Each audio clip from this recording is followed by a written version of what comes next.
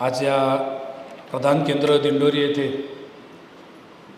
महाराष्ट्रासहित वेगवेगळ्या भारतातील कानाकोपऱ्यातून प्रश्न विचारण्यासाठी, आध्यात्मिक सेवा उपसण्यासाठी, मार्गदर्शन घेण्यासाठी, दिंडोरी प्रणीत सेवा मार्ग समजूसाठी, या सेवा मार्गातले 18 विभागातून जे जे काही सामाजिक कार्य चालतं ते समजून घेण्यासाठी आज पहाटेपासूनच असंख्य सेवेकरी भाविक या दरबारात गुरुवार रविवार सहित जसं शक्य होईल तसं दर्शनासाठी येत असतात.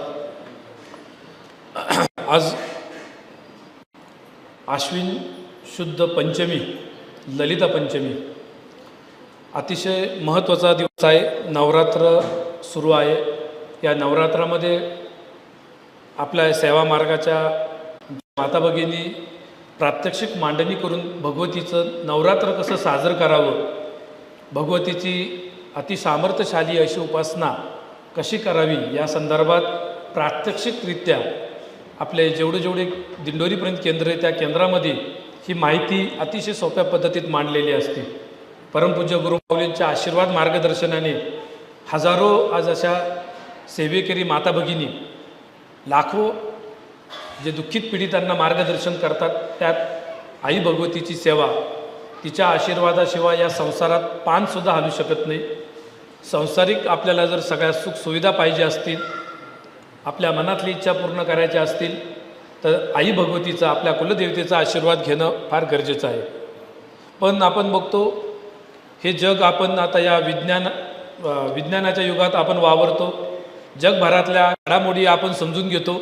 तंत्रज्ञान, अमेरिकेत काय चाललं, इकडं तिकडं काय चाललं ते समजून घेतो. पण बऱ्याचशा लोकांना आपली कुलदेवी, आपलं गोत्र हे सुद्धा माहीत नसतं. आणि म्हणून या सेवा मार्गातून सद्गुरू मोरेदादांनी हा एक फार मोठा क्रांतिकारक बदल घडून आणला की सर्वसामान्य जे कोणी असतील त्या सर्वांना आपली कुलदेवता, ती कुलदेवतेची सेवा काढावी, कुलाचार कुलधर्म काढावं. आणि अतिशय सोप्या पद्धतीत त्यांनी ग्रंथाच्या माध्यमातून सुद्धा यावर लिखाण करत लाखो लोकांना त्यांची कुलदेवता ती समजून सांगितली, तिची सेवा समजून सांगितली. आणि त्याची अनुभूती, लग्नांचे विषय पेंडिंग असतील, त्यांचे लग्न या भगवतीच्या सेवेमुळं झाले. ज्यांचे काही आर्थिक असो किंवा इतर कुठलेही गहन प्रश्न असो, त्यावर सुद्धा या कुलदेवतेची सेवा फार उपयोगी पडते.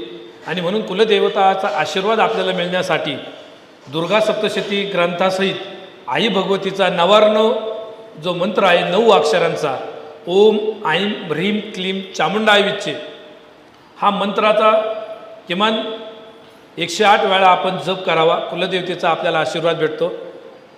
आणि यावरच न थांबून राहता कुलदेवतेला काय काय अभिप्रेत आहे, कुलदेवतेला काय काय आवडतं, त्याला आवडणारे 11 अलंकार, सौभाग्य अलंकार, तिने जे भगवतीने 12व्या अध्यायात स्वतः सांगितलेले आहे की देवीला काय काय अभिप्रेत आहे, आपण कसं वागलं पाहिजे, आपण कसं आचरण केलं पाहिजे, हे सुद्धा अतिशय सोप्या पद्धतीत त्या ग्रंथात वर्णन केलेले आहे. आणि म्हणून आपण या दुर्गा सप्तशती ग्रंथात निश्चित आपण त्याचं पारायण करावं. आणि भगवतीचा आशीर्वाद घेताना केवळ मंत्र किंवा पाठापुरतं मर्यादित न राहता संपूर्ण सृष्टीच्या या प्राण्यांमध्ये, झाडांमध्ये भगवतीचा वास आहे. आणि म्हणून आपलं आचरणसुद्धा कुठल्याही प्रकारचं प्रदूषण होणार नाही, आपल्यामुळं कोणाचं मन दुखवलं जाणार नाही, आपल्यामुळं कुठल्याही प्रकारचं वायू, जल, कुठल्याही प्रकारचं प्रदूषण होणार नाही. या संदर्भात सुद्धा आई भगवती फार मोठा संदेश देते. आपण फक्त आध्यात्मिक काही घटना वाचतो की देवीने महिषासुराला मारलं, देवीने चंडमुंड मारले, हे दैत्य तर मारलेच, पण हे दैत्य मारल्यानंतर त्यांनी सर्वांना आशीर्वाद वरदान देताना बरंच काही सांगून ठेवलं की या देवी सर्व भूतेषु प्राणी रूपेण संस्थिता, नमस्तस्ये नमस्तस्ये नमस्तस्ये नमो नमः. हे सर्व प्राण्यांमध्ये भगवतीचा वास आहे. आणि म्हणून आपल्या धर्मामध्ये, आपल्या सनातन धर्मामध्ये प्राणीमात्रांमध्ये सुद्धा भगवती असते, परमेश्वर आहे. ज्ञानेश्वरीमध्ये सुद्धा सांगितलेले जे जे मानी भूत ते मानी भगवंत. जेवढे जे काही प्राणीमात्र असतील या सर्वांमध्ये भगवतीचा, परमेश्वराचा वास असतो. आणि म्हणून आपण या सेवा मार्गामध्ये आल्यानंतर स्वामींना आपण नतमस्तक होऊन आपला प्रश्न जो काय आज बरेच जण काही व्यक्तिगत प्रश्न घेऊन आले असतील, आपल्यातील प्रतिनिधी आपला प्रश्न कुठलाही मोबदला न घेता ते सोडवणारच स्वामींचं अधिष्ठान ठेवून जर आपण ती सेवा केली तर आपला प्रश्न सुटल्यानंतर भविष्यात प्रश्न उद्भवू नये यासाठी आपण स्वामींचा जप आपल्याला जसं शक्य होईल, जरी आपल्याला मान भेटली नाही, जरी आपल्याकडे फोटो नसला, पण मनातून आपण स्वामींचा जप करला पाहिजे. हळूहळू हा जप केल्यावर बरोबर आपले हळूहळू व्यसनं सुटतील. बदल करणं गरजेचं आहे. कुलदेवतेची सेवा किंवा इतर जे काही उपासना, इतर आशीर्वाद जे या संसारात आपल्याला गरजेचे आहे, कुलदेवतेचा आशीर्वाद, पितरांचा आशीर्वाद, वास्तुदेवतेचा आशीर्वाद, ह्या सर्वांचे आशीर्वाद आपल्याला भेटतील. आणि म्हणून त्यासाठी आपण सर्व भाविक आणि सेवेकऱ्यांनी रोज किमान एक 10 मिनटं का होईना अखंड स्वामींची सेवा, स्वामींचा जो षडाक्षरी मंत्र आहे, श्री स्वामी समर्थ, मंत्रही तोच आहे, देवताही तोच आहे. आणि म्हणून या मंत्राची अनुभूतीसुद्धा आपण प्रत्येकाने आपण रोज आपण जप घेतली अनुभूती आपल्याला निश्चित येईल. या कलियुगात अतिशय सामर्थ्यशाली स्वयंसिद्ध मंत्र आहे. मंत्र सिद्ध करायची गरज नाही, मंत्र कानात सुद्धा सांगायची गरज नाही, एवढा सामर्थ्यशाली मंत्र आहे. आणि म्हणून आपल्याला समाजात जे कोणी दुःखित पीडित भेटील त्यांना किमान आपण एवढा स्वामींचा जप तरी सांगू, किमान आपण त्यांना तरी सांगू की जवळच्या दिंडोरीपर्यंत केंद्रात जा. म्हणून आपण एवढं जरी सांगितलं, योग्य आपण त्यांना मार्ग दाखवला, तर एक पुण्य आपल्याला सुद्धा ते पुण्य आपल्याला भेटणार आहे. आणि म्हणून इथं आलेले जेवढे सेवेकरी भाविक असतील, जुने सेवेकरी असतील, वेगवेगळ्या विभागात काम करणार असतील, पहिल्यांदाच आलेले सुद्धा जे भाविक असतील, त्या सर्वांना सुद्धा कळकळीचं सांगणे की स्वामींचा षडाक्षरी मंत्र अतिशय सामर्थ्यशाली आहे. याला तसं काही नियमाचं बंधन नाही. जरी आमचे बरेचसे सेवेकरी सांगत असले की अमुक नियम आहे, तमुक नियम आहे, पण स्वामींनी अतिशय स्वामींचा आशीर्वाद हा जो कोणी असं तळमळीने स्वामींचा पुकारतो, स्वामींचा जप करतो, तर निश्चित स्वामी कुठल्या ना कुठल्या रूपात येऊन त्याला त्या दुःखातून दूर करतात. स्वामींचे एक फार मोठं वैशिष्ट्य आहे. इतर देव आधी चेक करतील की तुमच्याकडून काही याच्या आधी काही अपराध झालेले आहे का. इतर देव आधी चेक करतील की तुमचं मागच्या जन्मातलं काही शिल्लक आहे का. पण स्वामी महाराज ते चेक करणार नाही. मागचं काही चेक न करता त्या संकटातून तुम्हाला दूर करतील आणि तुम्हाला योग्य पद्धतीने सगळ्यांचे आशीर्वाद घेऊन देतील. आणि म्हणून आपण स्वामींचा जास्तीत जास्त आपण किमान सकाळी का होईना आपण उठल्यावर सर्व आपले नित्यक्रम आवरल्यावर आपण स्वामींचा आपण जप करावा. माळ जरी नसेल आपण हात जोडून सुद्धा जप करू शकतो. वेळ कमी पडला, प्रवासात असेल तर आपण प्रवासात जरी विटाळ जरी असला, स्वामींचा जप केलेला चालतो. एवढं सोपं आहे. आणि म्हणून आपण हा स्वामींचा प्रत्येक दुःखी पीडिताला हा जप आपण सांगण्याचा प्रयत्न करू आणि त्याचं जपानी त्याचं मन पक्क होईल. कारण आपण आत्ताच आरती केली, या आरतीमध्ये स्वामींच्या आरतीत सांगितलं होतं, यवने पुशले स्वामी का आहे, स्वामी तो अक्कलकोट में हे. अक्कलकोट म्हणजे ते सोलापूरमधलं अक्कलकोट नाही, तर ह्या मेंदूरूपी आपल्या डोक्यातली बुद्धी चालवणं, अक्कल चालवणं स्वामींचा जप केल्यावर. आणि म्हणून एखादा व्यक्ती तो व्यसन सोडवण्यासाठी आला असेल, इच्छा खूप राहते व्यसन सोडावं, पण ते सुटत नाही, तर अशा कोणी व्यक्तीने कुठल्याही संप्रदायातला असो, कुठल्याही धर्मातला असो, स्त्री पुरुष असो, वयाचं बंधन नाही, जातीचं बंधन नाही, धर्माचं बंधन नाही, संप्रदायाचं बंधन नाही, वेळेचं बंधन नाही, कुठल्याही अवस्थेत असो, झोपेत जरी असलं आपल्याला उठून बसू शकत नाही तरी स्वामींचा जप चालतो. आणि एकदा स्वामींचा जप केला तर या अकलेच्या कोटात महाराज विराजमान होतात आणि ते बरोबर आपल्याला अक्कल बुद्धी देतात. आपण काय करायला पाहिजे, काय करायला नाही पाहिजे, काय खायला पाहिजे, काय नाही खायला पाहिजे. आणि म्हणून इथं जे सेवेकरी आले असतील त्यांना सुद्धा विनंती आहे की कृपया आपण नियम सांगण्याआधी स्वामींचा जप सांगा. अतिशय सोपं दैवत आहे, काही कुठली क्लिष्टता नाही. जप केला, एवढा जप जरी समजून घेतला, बाकीचं नाही शास्त्र काही कळाले नाही, काही आपल्याला बाकीचं तंत्र कळालं तरी चालेल. फक्त जपानी अनेकांचे व्यसन सुटलेले, अनेकांचे मोठे मोठे प्रश्न सुटलेले. आणि म्हणून आपण स्वामींचा जप, त्याला मुहूर्तसुद्धा बघायची गरज नाही. आपण कुठल्याही ठिकाणी कुठल्याही वेळेत आपण हा स्वामींचा जप करू शकतो. प्रवासात सुद्धा जप केलेला चांगलाच. स्वयंपाक करताना आमच्या माता भगिनींनी हा जर जप केला, सगळ्यांच्या बुद्धीमध्ये एक सात्विकता निर्माण होते. आणि म्हणून आपण स्वामींचा जप आपण स्वयंपाक करताना सुद्धा, अन्नग्रहण करताना सुद्धा मनोमन आपण स्वामींचा जप करावा.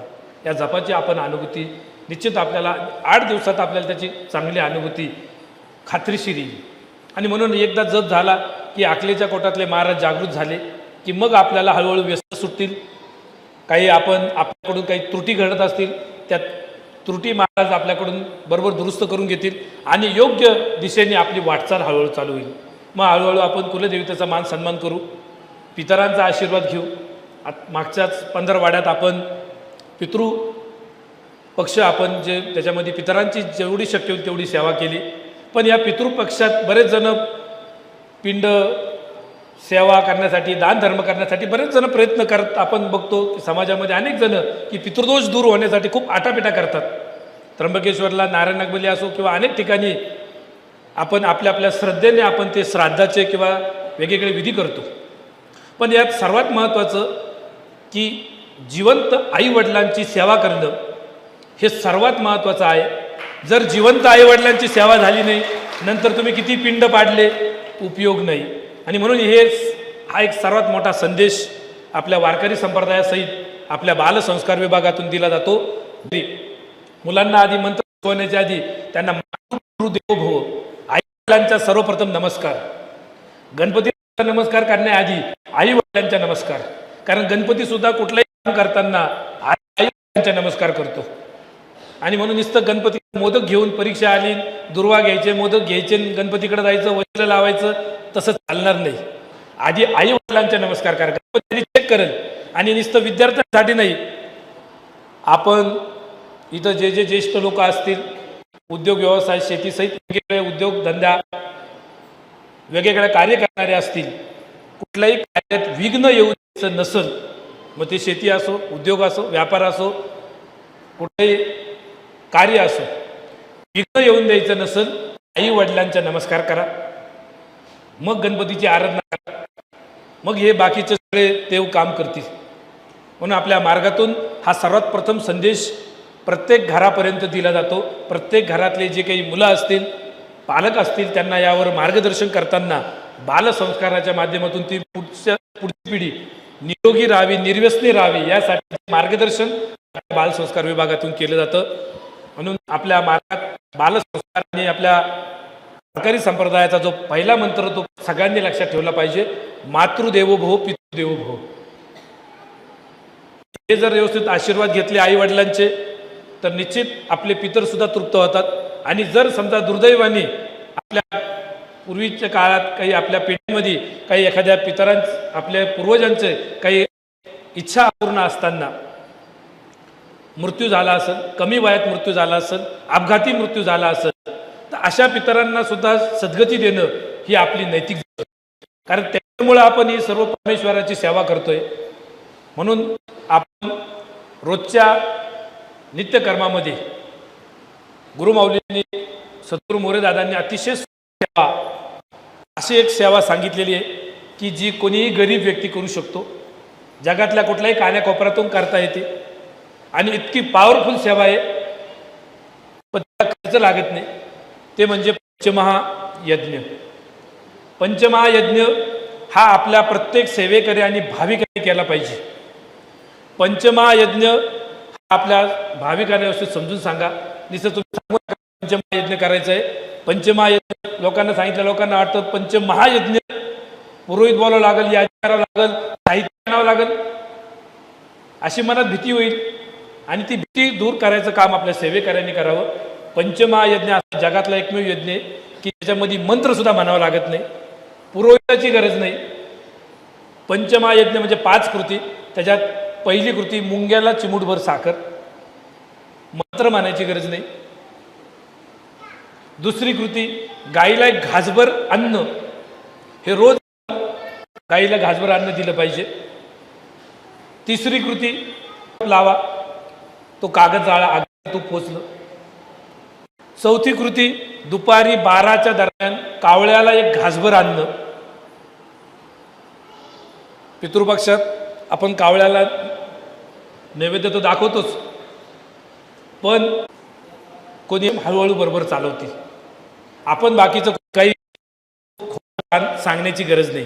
एवढ्या 2 गोष्टी गोष्टी आणि या दोन्ही गोष्टींना खर्च आपण या आध्यात्मिक सामाजिक तरी सुद्धा या माध्यमातून लोक यांच्याकडे सुद्धा त्या निमित्ताने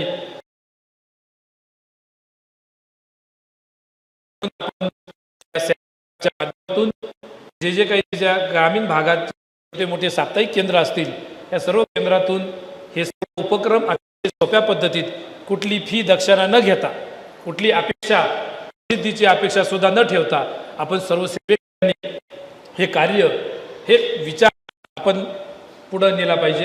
गुरुमाऊली फक्त केवळ गुरुमाऊली हा एक विचार आहे आणि त्यांना अपेक्षित असणारे जे 18 विभाग आहे मग ते बघू नये। मग ते एखादा कॅन्सर सारखा आजार असो, कुठली एखादी मोठी समस्या असो, भविष्यात ती कुठल्याही आपल्या पुढच्या पिढ्यांना उद्भवू नये यासाठी गुरुमाऊलींना जे अपेक्षित 18 विभाग उपक्रम आहे या उपक्रमात आपला सर्वांचा सहकार्य असणं गरजेचं आहे। आपल्या गावात सुद्धा किमान एखादं साप्ताहिक केंद्र मारुती मंदिरात का होईना, एखाद्या सार्वजनिक ठिकाणी का होईना, आपण जर त्याच्यात पुढाकार घेतला तर त्या निमित्ताने हे ज्ञान लोकांपर्यंत पोहोचल, दुःखित पीडितांपर्यंत पोहोचल आणि तो फार मोठा आशीर्वाद आपल्याला भेटेल। आणि हा आशीर्वाद आपल्याला गरजेचा आहे, कारण आपण या जन्मात किती पैसे कमवले, किती धन कमवलं, पण वरती आपण काही घेऊन जाणार नाही। वरती आपण सोनं नाणं पैसे कोणी काही घेऊन जाणार नाही। अहो आपल्याबरोबर आपण कोणी व्यक्तीला सुद्धा घेऊन जाणार नाही आणि म्हणून आपल्याला आपल्याबरोबर मृत्यूनंतर फक्त आपण केलेले सत्कर्म बरोबर येणार आहे आणि त्यासाठी या मार्गातून आपण कशा पद्धतीने सत्कर्म केलं पाहिजे हे ज्ञान जे भगवद्गीतेत जसं सांगितलेले भगवंतांनी की ज्ञानाने अनेक गतजन्माचे पातके जळतात। ज्ञानयज्ञासारखा पवित्र यज्ञ नाही, ज्ञानासारखं दुसरं दान नाही। कारण अन्नदानाने एक दिवस माणूस तृप्त होतो, पण ज्ञानाने आयुष्यभर माणसं तृप्त राहतो। एखाद्या व्यक्तीला आपण स्वामींचा जप जरी सांगितला आयुष्यभर त्याला ते उपयोगी पडेल आणि म्हणून हा ज्ञानयज्ञ आपल्या सर्वांना करायचा आहे।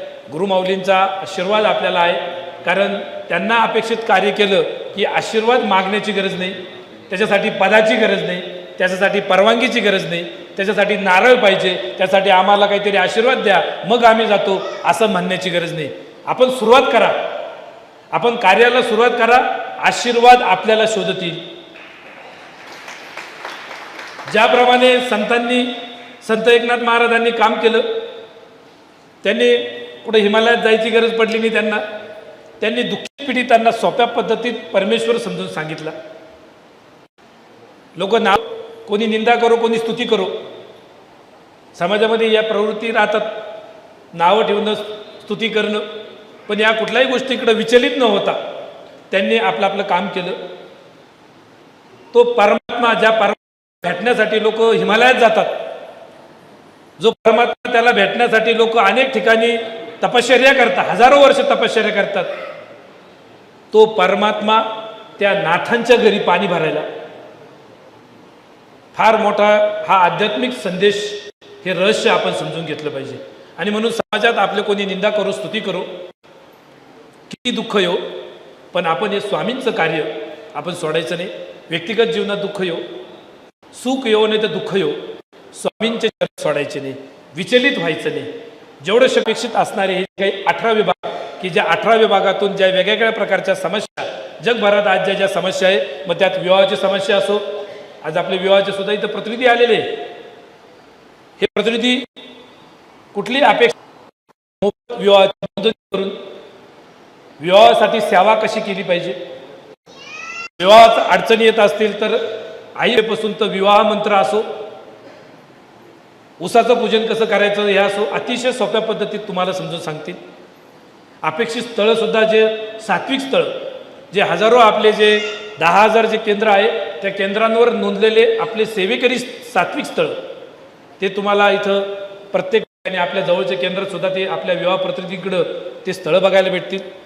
आज विवाहाचा प्रश्न फार गहन प्रश्न आहे। गुरुमाऊली वारंवार सांगतात की शिका जमली, पण कोणी ज्योतिषी सुद्धा खात्री देऊ शकणार नाही की 100% त्यांचं जमल की नाही, आणि खूप शास्त्रांच्या आधी नाही जाऊ नये।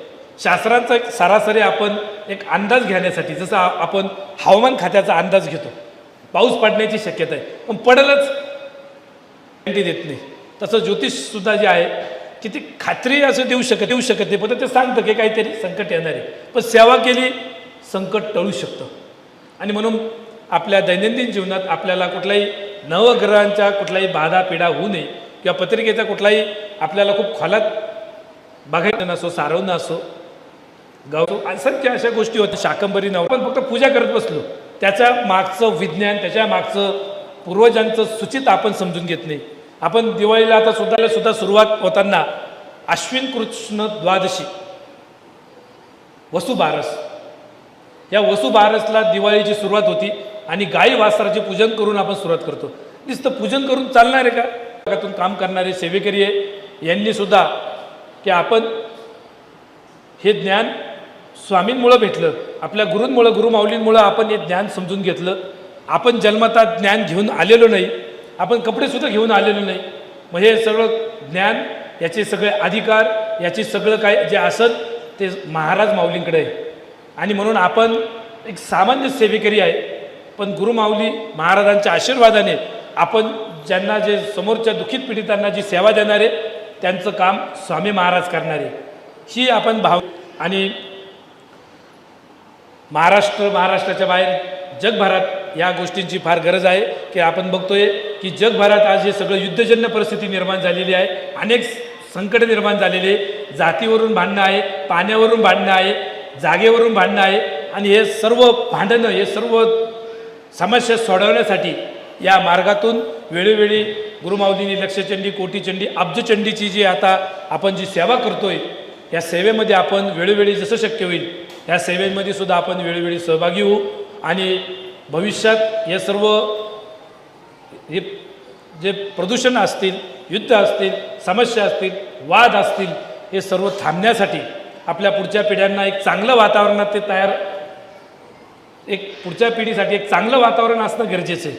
चांगली हवा, चांगलं पाणी, चांगलं अन्न आणि चांगले संस्कार, यासाठी या मार्गातून हे सर्व विभाग उपक्रम सर्वांसाठी गरजेचे आहे. त्यांनी त्या विभागात उपक्रमात आपला प्रश्न मांडावा आणि तो प्रश्न महाराज माऊलींच्या आशीर्वादाने ते प्रतिनिधी आपल्याला ते प्रश्न सोडून देतील.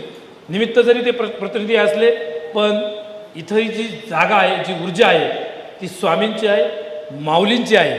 आणि निश्चित आपण कुठलीही मनात शंका न ठेवता की गुरुमाऊली तर इथं नाही, पण गुरुमाऊली हे केवळ फक्त आपण भौतिकदृष्ट्या आता याच्यामध्ये अटकून न राहता, गुरुमाऊली हा एक 18 विभागांचा एक विचार आहे. गुरुमाऊली एक दिंडोरी प्रणित सेवा मार्ग, त्याच्यावर मार्गदर्शन करणारे हे ज्ञान आहे. आणि म्हणून त्यांच्या आज आपण गैरहजेरीसुद्धा ते सूक्ष्म रूपाने त्यांची कृपादृष्टी आणि जे काही प्रश्न घेऊन आले असतील त्यांचा प्रश्न महाराज माऊलींच्या आशीर्वादाने 100% त्यांचा प्रश्न सुटला जाईल. आणि आपणसुद्धा भविष्यात इतर दुःखित पीडितांनासुद्धा त्यांचे प्रश्न सोडवण्यासाठी आपण स्वामींचा पंचमहायज्ञ सांगू. जवळच्या केंद्रात आपण वेळोवेळी संपर्क करू. जिथं 18 विभाग आले असतील त्या विभागांनी अतिशय सोप्या पद्धतीत महाराजच आपल्याकडून काम करून घेत आहे. करता आणि करविता तूच एक स्वामीनाथ, स्वामीच आपल्याकडून करून घेत आहे. माऊलींचा आशीर्वाद आपल्या सदैव पाठीशी आहे. अशा पद्धतीने आपण निश्चित आपण हे सर्व करू. आपण दुपारच्या सत्रामध्ये गुरुमाऊलींना थोडं आरोग्य चांगली, त्यांची कीर्ती चांगली राहावी यासाठी आपण दुपारच्या सत्रामध्ये पालखीऐवजी आपण इथं सामुदायिकरित्या आपण दुर्गा सप्तशतीचे पाठ, स्वामीचरित्राचं वाचन, महामृत्युंजय मंत्राचा जप आणि अशी जी काही विशेष सेवा आहे, काही यज्ञात चालेल, काही आपण सामुदायिकरित्या ज्यांना ज्यांना वेळ असेल भाविक सेवेकऱ्यांनी त्यांनी या सेवेत सहभागी व्हावं. बाकीच्यांनी प्रश्नोत्तराचं आपलं जे नित्यकर्माचं काम आहे ते कामसुद्धा आपलं सुरू राहिलं पाहिजे. अनेक वेगवेगळे लांबून पीडित लोक आहेत, त्यांचा प्रश्न दूर झाला पाहिजे.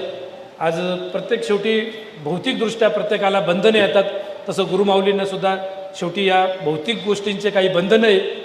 जसं प्रभू रामचंद्र असो, भगवान श्रीकृष्ण असो किंवा जे संत महात्मे असतील त्यांनासुद्धा या भौतिक सगळ्या गोष्टीतून जावं लागतं. थोडंसं शारीरिक पीडा अनुभूती हजारो कोट्यावधी सेवेकऱ्यांनी घेतली. इथंसुद्धा आलेले जे कोणी भाविक असतील, सेवेकरी असतील, ज्यांना अजूनपर्यंत पंचमहायज्ञ माहीत नसेल त्यांनी पंचमहायज्ञ स्वतः करा. आणि जे कोणी असे दुःखित पीडित असेल त्यांना या फक्त 2 गोष्टी समजून सांगा. नियम सांगण्याऐवजी त्यांना फक्त स्वामींचा जप आणि पंचमहायज्ञ एवढं जरी समजून सांगितलं, बाकी महाराज त्यांचा योगक्षेम हळूहळू बरोबर चालवतील. आपण बाकीचं काही सांगण्याची गरज नाही. एवढ्या 2 गोष्टी, आणि या दोन्ही गोष्टींना खर्च नाही. जप करायला खर्च नाही, पंचमहायज्ञ करायला खर्च नाही. गरीबसुद्धा पंचमहायज्ञ करू शकतो. आणि म्हणून या अतिशय सोप्या गोष्टीतून आपण या आध्यात्मिक सामाजिक सुद्धा या माध्यमातून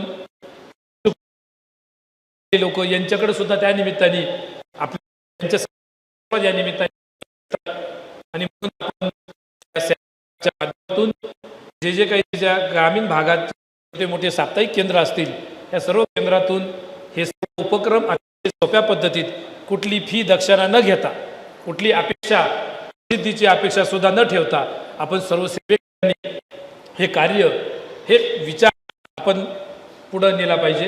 गुरुमाऊली फक्त केवळ गुरुमाऊली हा एक विचार आहे आणि त्यांना अपेक्षित असणारे जे 18 विभाग आहे, मग त्यात बालसंस्कारापासून जे आज समस्या आहे त्या समूळ नष्ट करण्यासाठी नुसत्या वरवरून नाही, ती भविष्यात कधी उद्भवू नये. मग ते एखादा कॅन्सर सारखा आजार असो,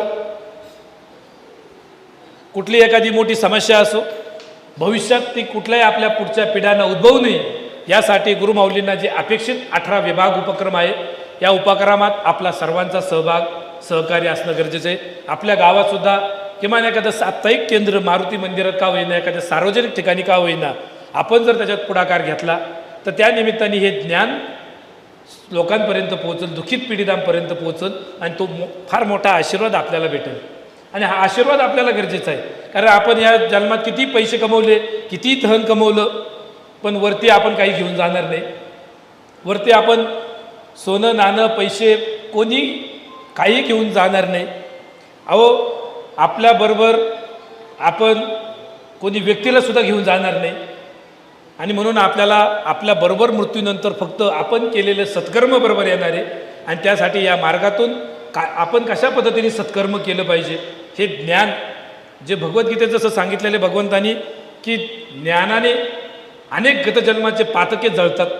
ज्ञानयज्ञासारखा पवित्र यज्ञ नाही, ज्ञानासारखं दुसरं दान नाही. कारण अन्नदानाने एक दिवस माणूस तृप्त होतो, पण ज्ञानाने आयुष्यभर माणसं तृप्त राहतो. एखाद्या व्यक्तीला आपण स्वामींचा जप जरी सांगितला, आयुष्यभर त्याला ते उपयोगी पडेल.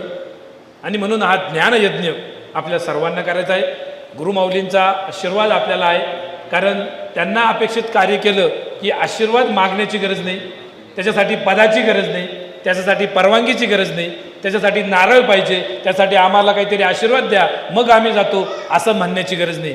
आपण सुरुवात करा, आपण कार्याला सुरुवात करा, आशीर्वाद आपल्याला शोधतील. ज्याप्रमाणे संत एकनाथ महाराजांनी काम केलं, त्यांनी कुठे हिमालयात जायची गरज पडली नाही. त्यांनी दुःखी पीडितांना सोप्या पद्धतीत परमेश्वर समजून सांगितला. लोक नावं ठेवो, कोणी निंदा करो, कोणी स्तुती करो, समाजामध्ये या प्रवृत्ती राहतात, नावं ठेवणं, स्तुती करणं. पण या कुठल्याही गोष्टीकडे विचलित न होता त्यांनी आपलं काम केलं. तो परमात्मा, ज्या परमात्मा भेटण्यासाठी लोक हिमालयात जातात, जो परमात्मा त्याला भेटण्यासाठी लोक अनेक ठिकाणी तपश्चर्या करतात, हजारो वर्ष तपश्चर्या करतात, तो परमात्मा त्या नाथांच्या घरी पाणी भरायला. फार मोठा हा आध्यात्मिक संदेश, हे रहस्य आपण समजून घेतलं पाहिजे. आणि म्हणून समाजात आपले कोणी निंदा करो, स्तुती करो, किती दुःख येऊ, पण आपण हे स्वामींचं कार्य आपण सोडायचं नाही. व्यक्तिगत जीवनात दुःख येऊ, सुख येऊ नाही तर दुःख येऊ, स्वामींचे चरण सोडायचे नाही, विचलित व्हायचं नाही. जेवढं शक्य होईल तेवढं आपण स्थिर होऊन हे स्वामींचं कार्य आपण जर केलं. म्हणून गुरुमाऊलींना अपेक्षित असणारे हे काही 18 विभाग, की ज्या 18 विभागातून ज्या वेगवेगळ्या प्रकारच्या समस्या जगभरात आज ज्या समस्या आहे, मग त्यात विवाहाची समस्या असो, आज आपले विवाहाचे सुद्धा इथं प्रतिनिधी आलेले. हे प्रतिनिधी कुठली अपेक्षा न ठेवता विवाहाची पद्धती करून विवाहासाठी सेवा कशी केली पाहिजे, विवाहात अडचणी येत असतील तर आई भगवतीच्या सेवेपासून तर विवाह मंत्र असो, उसाचं पूजन कसं करायचं हे असो, अतिशय सोप्या पद्धतीत तुम्हाला समजून सांगतील. अपेक्षित स्थळंसुद्धा जे सात्विक स्थळं, जे हजारो आपले जे 10,000 जे केंद्र आहे त्या केंद्रांवर नोंदलेले आपले सेवेकरी सात्विक स्थळं, ते तुम्हाला इथं प्रत्येक आपल्या जवळचे केंद्रसुद्धा ते आपल्या विवाह प्रतिनिधीकडं ते स्थळं बघायला भेटतील. आज विवाहाचा प्रश्न फार गहन प्रश्न आहे. गुरुमाऊली वारंवार सांगतात की 100% जरी पत्रिका जमली पण कोणी ज्योतिषी सुद्धा खात्री देऊ शकणार नाही की 100% त्यांचं जमल की नाही. पण सेवेकरी जरी असला, पत्रिकेत जर काही गुण कमी पडले, आम्ही बऱ्याच वेळा विचारतो सेवेकरी आहे का मुलगी, ते म्हणता हो सेवेकरी आहे. मग ते बाकीचे तुम्ही खूप कालात जायची गरज नाही. पत्रिकेत गुण काही कमी पडले पण ते सेवेकरी आहे, केंद्रात जाता, ते संस्कार ते गुण तुम्ही त्याच्यात गृहीत धरा. आणि म्हणून खूप शास्त्रांचा सुद्धा बोलबाला न करतात, शास्त्रांचा गरजेप्रमाणेच आपण वापर करावा, त्याचा खूप अधीन जाऊ नये, दुर्लक्षही करू नये आणि खूप शास्त्रांच्या अधीनही जाऊ नये. शास्त्रांचा सरासरी आपण एक अंदाज घेण्यासाठी, जसं आपण हवामान खात्याचा अंदाज घेतो, पाऊस पडण्याची शक्यता आहे पण पडेलच गॅरंटी देत नाही, तसं ज्योतिषसुद्धा जे आहे की ती खात्री असं देऊ शकत नाही, पण ते सांगतं की काहीतरी संकट येणार आहे, पण सेवा केली संकट टळू शकतं. आणि म्हणून आपल्या दैनंदिन जीवनात आपल्याला कुठल्याही नवग्रहांच्या कुठलाही बाधा पिढा होऊ नये किंवा पत्रिकेचा कुठलाही आपल्याला खूप खोलात बघायची गरज पडू नये, यासाठी स्वामींच्या जपाबरोबर जर आपण नवग्रह स्तोत्र आपण जर रोज म्हटलं किंवा ज्यांना काही ग्रहांच्या पिढा कोणी सांगितल्या असेल, काही शांत्या करायला लावल्या असतील, तर एवढ्या शांत्यांमध्ये एवढ्या शांत्या करण्यापेक्षा नवग्रह स्तोत्र 9 वेळा जरी म्हटलं, स्वामींचा जप जरी असला, गायत्री मंत्र असला, शांती करायची गरज नाही. तेवढा खर्च आपला वाचतो, वेळ वाचतो आणि रिझल्ट आपल्याला खात्रीशीर मिळतात. आणि म्हणून या मार्गाने खूप कर्मकांडाकडे दुर्लक्ष पण न करता आणि खूप कर्मकांडाच्या अधीन न जाता त्यातून यथायोग्य जो काही सुवर्णमध्य जो साधण्याचा प्रयत्न केलेला आहे, तो सद्गुरू मोरेदादांच्या या अथक सेवेतून, तपश्चर्येतून, गुरुमाऊलींच्या मार्गदर्शनातून. आणि म्हणून आपण हे सर्व जे विभाग उपक्रम आहे, मग त्यात कृषीसुद्धा असो, शेतकऱ्यांचा सुद्धा आपण रोज पेपरला वाचतो की शेतीचे फार गहन प्रश्न होत चाललेले, जसं जसं नवीन नवीन संशोधन निघते तसं तसे नवीन समस्या निघते आहे, नवीन बियाणे येते तसं तसं नवीन रोगसुद्धा येत आहे, पिकांवर रोग येत आहे, खाणाऱ्यांवर सुद्धा तेवढ्या मोठ्या प्रमाणात रोग येत आहे. मग या समस्येतून शेतकऱ्याला या चक्रव्यूहातून बाहेर काढण्यासाठी आपल्याला गुरुमाऊलींनी कृषीशास्त्राचं आपल्याला त्याच्यावर मार्गदर्शन करताना गुरुमाऊली सांगतात की आपल्याला शेतीमध्ये बरेचसे जे बारकावे जे आपण दुर्लक्षित केले, जे आपल्या पूर्वजांनी आपल्या ऋषीमुनींनी ज्या काही गोष्टी सांगितल्या, ज्या आपण दुर्लक्षित केल्या, त्याच्यावर आता पुन्हा लक्ष घालण्याची गरज आहे. केवळ फक्त कर्ज माफ करून अनुदान देऊन शेतीचा प्रश्न सुटणार नाही.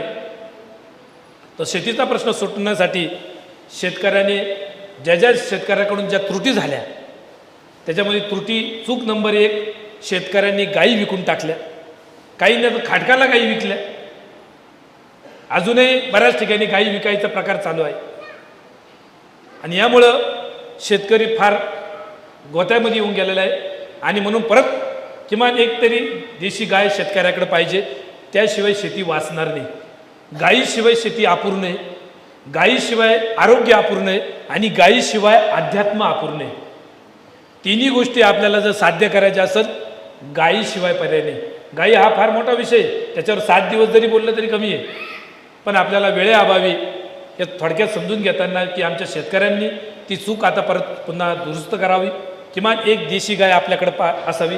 त्या गायीच्या शेण गोमूत्रातून बराचसे रोगराईवर आपण नियंत्रण आणू शकतो. त्या गायीच्या सामर्थ्य एवढं आहे की गायीच्या 100 फुटापर्यंत 150 पटीने सकारात्मक ओरा तयार होतो. आणि म्हणून ऋषीमुनी, भगवान श्रीकृष्ण, दत्त महाराज यांनी सुद्धा गायीचं सानिध्य कायम ठेवलेले, त्यांनी त्याचं महत्त्व सांगितलेले. म्हणून आपण सुद्धा कुत्र्या मांजरं पाळण्यावर आपण लाखो रुपये जर खर्च करतोय, किमान एक गाय जर आपण पाळली तर अनेक भविष्यातले खर्च, असाध्य आजार वाचतील. पूर्वी गायीच्या शेण गोमूत्रापासून जे सडा मार्जन असो, सारवणं असो, गवऱ्या असो, त्या गवऱ्याच्या धुरातून रोगराई दूर करणं असो, असंख्य अशा गोष्टी होत्या की ज्यातून आपल्याला एक मोठं संरक्षण होत होतं. म्हणून आता पुनश्च एकदा वेळ आलेली आहे शेतकऱ्यांपर्यंत हा निरोप देण्याची की आपल्याला आता पुन्हा त्या देशी गायींचं संवर्धन केलं पाहिजे, देशी बियाण्यांचं संवर्धन केलं पाहिजे की ज्या देशी बियाण्यांवर लवकर रोग येत नव्हते. आज आपण सुधारित बियाणं म्हणतो, त्या सुधारित बियाण्यांवर सुधारित रोग येत आहे, खर्च वाढतोय आणि मार्केट एकदा पडलं की मग शेतकरी हताश होतात. आज सुद्धा आपण बघतोय टमाट्याची काय परिस्थिती झालेली आहे, बऱ्याचशा शेतमालाची परिस्थिती अत्यंत वाईट झालेली आहे. सुधारित आपण बियाणं आणलं, त्याच्यावर खूप खर्च केला, खूप त्याच्यावर मजुरी असो, बियाण्याचा खर्च असो. टमॅटोसारखं बियाणं 2.5 लाख रुपये किलोनी भेटतं. पूर्वी आमचे शेतकरी असे बाजारातून बियाणं आणत नव्हते, पूर्वी दुकानच नव्हते आणि त्याच्यामुळे पूर्वी 100 वर्षापूर्वी कधी शेतीच्या संदर्भात आत्महत्या करायची वेळ आली नव्हती. म्हणून आपल्याला परत पुनश्च एकदा शेतकऱ्यांपर्यंत या कृषीशास्त्रातून आपल्याला तो संदेश की देशी गाई, देशी बियाण्यांचं संवर्धन कसं करता येईल, त्यासाठी गुरुमाऊलींच्या आशीर्वादाने आपण जे एक seed bank, Shakambhari seed bank, ज्या देवीच्या कृपा आशीर्वादाने या भाज्या आपल्याला मिळालेल्या आहेत, ते शाकंभरी नवरात्रसुद्धा आपण पौष महिन्यात, पौष शुद्ध अष्टमी ते पौष पौर्णिमा या महिन्यात आपण शाकंभरी नवरात्र करतो. आपण फक्त सेवा करतो, पण शाकंभरी नवरात्र काय आहे आपण समजून घेत नाही. आपल्या लोकांना एक ती वाईट सवय लागून गेली, आपण फक्त पूजा करत बसलो. त्याच्या मागचं विज्ञान, त्याच्या मागचं पूर्वजांचं सूचित आपण समजून घेत नाही. आपण दिवाळीला आता सुद्धा 15 दिवसातच लवकर दिवाळीला सुरुवात होईल आणि या दिवाळीला सुद्धा सुरुवात होताना अश्विन कृष्ण द्वादशी वसुबारस, या वसुबारसला दिवाळीची सुरुवात होती आणि गाई वासराचे पूजन करून आपण सुरुवात करतो. नुसतं पूजन करून चालणार आहे का? त्या गाई वासराचं महत्त्व काय आहे ते किमान आपण समजून घेतलं पाहिजे. पूर्वीची जी म्हण होती, ज्याच्या घरी गाय त्याच्या घरी विठ्ठलाचे पाय, आणि आता आपण दिवाळीचं वसुबारस पूजन करायला फोटोमध्ये पूजन करतो. फोटोमध्ये पूजन, किमान पूजनासाठी तर काय होईना आपल्या आसपास एखादी गाय पाहिजे. आज बऱ्याचशा गायी इकडे तिकडे फिरताय, प्लॅस्टिक गायींच्या पोटात जाऊन, धातूचे तुकडे, काचेचे तुकडे जाऊन हजारो गायी मरताय आणि फेकलेलं प्लॅस्टिक आपणच आहे. आपणच कुठेतरी कचरा त्याच्यात, महिला भगिनी भाजीपाला कापला की त्याच्यामध्ये प्लॅस्टिकमध्ये तो भाजीपाल्याचे अवशेष टाकायचे आणि कचरा कुंडीच्या बाजूला फेकायचं आणि असं प्लॅस्टिक त्या गायींच्या पोटात जात आहे. म्हणून असं गो हत्येचं पातक व्हायला नको. म्हणून आपण सुद्धा या बाबतीत जरा जागृत राहा. शेतीमध्ये सुद्धा आता गायींचं महत्त्व आपल्याला समजून सांगायला लागेल. देशी बियाण्याचं त्याच्यामध्ये सर्वात जास्त जीवनसत्व आहे. ते देशी बियाण्याचं जर आपण अन्न खाल्लं, आपल्याला कुठली डिफिशियन्सी येणार नाही, रोग येणार नाही, कॅन्सरसारखे भविष्यात आजार निर्माण होणार नाही. यासाठी सुद्धा देशी बियाणं फार गरजेचं आहे. हे जीवनसत्व आपल्या पुढच्या पिढ्यांना सुद्धा, की कमी वयात आजकाल आपण बघतो मुलांना चष्मे लागत आहेत, आजार वाढलेले, हे टाळायचे असेल चांगलं अन्न असं चांगलं आमच्या शेतकऱ्यांनी करावं. ते परमेश्वराचं स्मरण करत करत हे असं अन्न, सात्विक अन्न कसं तयार करता येईल यासाठी सुद्धा आपण निश्चित या कृषीशास्त्रातून आपण प्रयत्न करू. असे अनेक विभाग उपक्रम आहे. वेळेअभावी सगळ्या विभागांचा आढावा घेणे शक्य नाही, पण आपण गुरुमाऊलींचं अधिष्ठान, स्वामींचं अधिष्ठान ठेवून, आणि गुरुमाऊली ही केवळ एक व्यक्तिरूपात न बघता, गुरुमाऊली आता एक फार मोठा एक व्यापक विचार आहे त्यांचा. आपण नुसतं स्मरण जरी केलं, गुरुमाऊली वारंवार सांगतात की आपण स्मरणसूत्रांनी बांधलेलं आहे, तुम्ही फक्त स्मरण करा आणि त्या पद्धतीने प्रयत्न तरी करा, आशीर्वादच आपल्या भोवती निश्चित येतील. आणि म्हणून गुरुमाऊलींना अपेक्षित असणारे सर्व उपक्रम आपण ते आपल्याकडे सतत अपेक्षा ठेवून की आपली सेवेकरी हे स्वयंप्रेरणेने, कोणी आपल्याला अपमान करू, कोणी सन्मान करू, कोणी त्याची दखल घेऊ ना घेऊ, आपण स्वतःशी प्रामाणिक राहून ह्या उपक्रमांमध्ये निश्चित आपण प्रयत्न करू. आज इथं बरेचसे प्रश्न विचारण्यासाठी आलेले, त्यांनासुद्धा विनंती की आपला प्रश्न सुटेलच, प्रश्न सुटल्यानंतर भविष्यात प्रश्न निर्माण होऊ नये म्हणून आपण जवळच्या केंद्रामध्ये तिथं रेग्युलर आपल्या कुटुंबातला एक तरी प्रतिनिधी आरतीला हजेरी आपण लावावी. त्याचबरोबर जे मार्गाचे जे काही उत्सव आहे त्या उत्सवांना आपण हजेरी आपण लावावी. सप्ताह असतील, या सप्ताहांमध्ये सुद्धा आपण सक्रिय आपण त्याच्यामध्ये सहभाग घ्यावा. जे इथं प्रश्नोत्तरासहित 18 विभागातून काम करणारे सेवेकरी आहे यांनीसुद्धा की आपण हे ज्ञान स्वामींमुळं भेटलं आपल्या गुरूंमुळं गुरुमाऊलींमुळं आपण हे ज्ञान समजून घेतलं. आपण जन्मतात ज्ञान घेऊन आलेलो नाही, आपण कपडेसुद्धा घेऊन आलेलो नाही. मग हे सगळं ज्ञान, याचे सगळे अधिकार, याचे सगळं काय जे असेल ते महाराज माऊलींकडे आहे. आणि म्हणून आपण एक सामान्य सेवेकरी आहे, पण गुरुमाऊली महाराजांच्या आशीर्वादाने आपण ज्यांना जे समोरच्या दुःखित पीडितांना जी सेवा देणारे त्यांचं काम स्वामी महाराज करणारे, ही आपण भावना आपण कायम ठेवू. आणि महाराष्ट्राच्या बाहेर जगभरात या गोष्टींची फार गरज आहे की आपण बघतोय की जगभरात आज हे सगळं युद्धजन्य परिस्थिती निर्माण झालेली आहे. अनेक संकट निर्माण झालेले आहे. जातीवरून भांडणं आहे, पाण्यावरून भांडणं आहे, जागेवरून भांडणं आहे. आणि हे सर्व भांडणं, हे सर्व समस्या सोडवण्यासाठी या मार्गातून वेळोवेळी गुरुमाऊलींनी लक्षचंडी, कोटीचंडी, अब्जचंडीची जी आता आपण जी सेवा करतोय, या सेवेमध्ये आपण वेळोवेळी जसं शक्य होईल या सेवेमध्ये सुद्धा आपण वेळोवेळी सहभागी होऊ. आणि भविष्यात हे सर्व हे जे प्रदूषण असतील, युद्ध असतील, समस्या असतील, वाद असतील, हे सर्व थांबण्यासाठी आपल्या पुढच्या पिढ्यांना एक चांगलं वातावरणात ते एक पुढच्या पिढीसाठी एक चांगलं वातावरण असणं गरजेचं आहे. चांगली हवा, चांगलं पाणी, चांगलं अन्न आणि चांगले संस्कार, यासाठी या मार्गातून हे सर्व विभाग उपक्रम सर्वांसाठी गरजेचे. तर आपण आज इथं जे काही प्रश्नोत्तरासाठी आलेले असतील त्यांनी त्या त्या विभागात उपक्रमात आपला प्रश्न मांडावा. आणि तो प्रश्न महाराज माऊलींच्या आशीर्वादाने ते प्रतिनिधी आपल्याला ते प्रश्न सोडून देतील. निमित्त जरी ते प्रतिनिधी असले, पण इथं जी जागा आहे, जी ऊर्जा आहे, ती स्वामींची आहे, माऊलींची आहे. आणि निश्चित आपण कुठलीही मनात शंका न ठेवता की गुरुमाऊली तर इथं नाही, पण गुरुमाऊली हे केवळ फक्त आपण भौतिकदृष्ट्या आता याच्यामध्ये अटकून न राहता, गुरुमाऊली हा एक 18 विभागांचा एक विचार आहे. गुरुमाऊली एक दिंडोरी प्रणित सेवा मार्ग, त्याच्यावर मार्गदर्शन करणारे हे ज्ञान आहे. आणि म्हणून त्यांच्या आज आपण गैरहजेरीसुद्धा ते सूक्ष्म रूपाने त्यांची कृपादृष्टी आपल्यावर आहेच. आणि जे काही प्रश्न घेऊन आले असतील त्यांचा प्रश्न महाराज माऊलींच्या आशीर्वादाने 100% त्यांचा प्रश्न सुटला जाईल. आणि आपणसुद्धा भविष्यात इतर दुःखित पीडितांनासुद्धा त्यांचे प्रश्न सोडवण्यासाठी आपण स्वामींचा पंचमहायज्ञ सांगू.